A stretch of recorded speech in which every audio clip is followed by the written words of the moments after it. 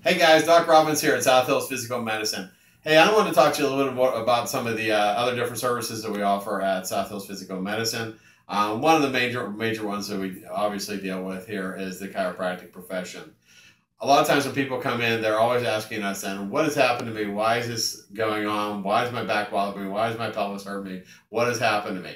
A lot of times these things are things that just happen to people, and a lot of times they're very chronic types of problems. Okay, when people come in with chronic problems here, I'm bringing out the old spine here. They come in, and most of the times the spine is supposed to be nice and straight. People come in with curved portions of the spine, and they're compensating backwards, always having to be straight at the top here.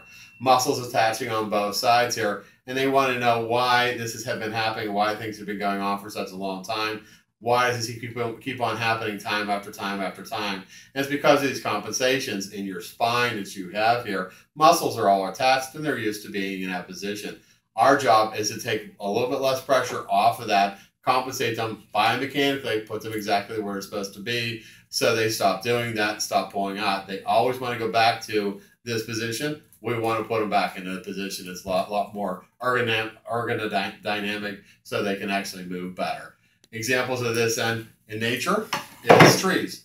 You may have seen trees before in nature. They start nice and flat at the bottom. They compensate again, they compensate as they come up, but they always want to be flat and straight at the very top here then, okay?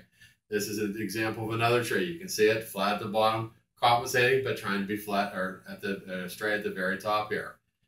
You can obviously see what these trees are doing.